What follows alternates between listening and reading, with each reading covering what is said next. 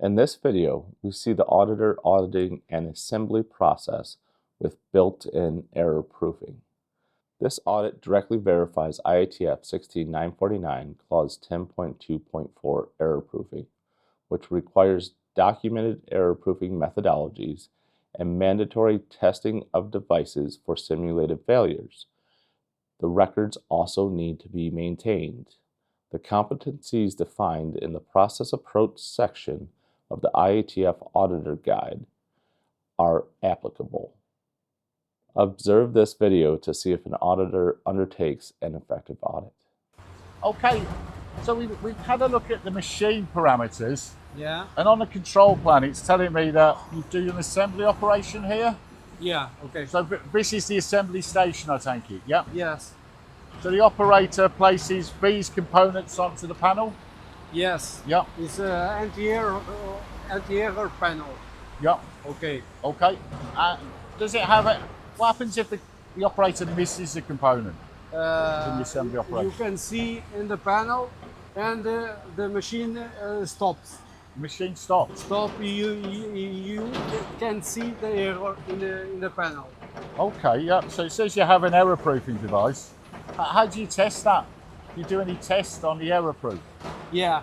And I want in here a verification of the detector, and you can see detect the components, and we have a pin marker. Okay. Oh, so there's an actual mark made onto the panel. If it's okay, Yep. if everything is okay, the pin marker mark the part. Okay. So he does that. And does he do any simulation of missing parts? So there's some parts missing on the panel, and what would happen then? I mean, does he test it's working? Yes. Okay, and do you make a record of that there as well? Yes. Okay, so can you show me the record? Yes, I showed you the record. Yep, please. But it's here the component presence Okay. and the pin marker. Okay, and does it tell me the operator who did it? Manuel. Okay, I'll make a note of that. Is the validation for you know? Yep. The validation is validation for the team leader. The team leader does it as well. So who's the team leader? The operator of the machine and the team leader. Okay. And who's the team leader this morning? Okay. Okay, right. Got his name. That's Philip. Yep. Okay. So, can you show me if this poke works? Did you actually get the operator to put one on and deliberately miss some parts? Okay. Yep. Okay, please. I'll show you. Okay. Let's evaluate how effectively the auditor audits the process. Firstly, the auditor asks far too many closed or leading questions during this part of the audit, leading to many yes or no answers from the auditee. In the IATF Auditor Guide, under the competency interviewing technique, it states, utilise an audit questioning technique that facilitates gathering of factual information for the purpose of enabling a decision to be made regarding the effectiveness of processes. When auditing the effective development of error proofing, an auditor should verify, making reference to the organisation's documented process, how it was determined, what appropriate error proofing methodologies are for the process.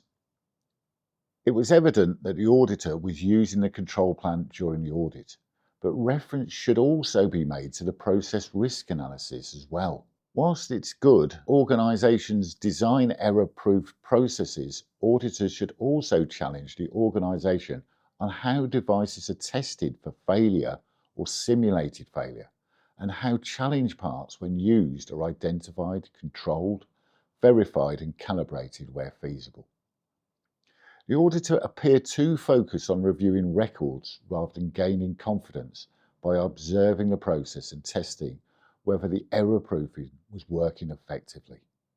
Finally, before auditing this process, the auditor should have reviewed external and internal performance data related to the assembly, which would give an indication of any potential issues related to the effectiveness of the error proofing.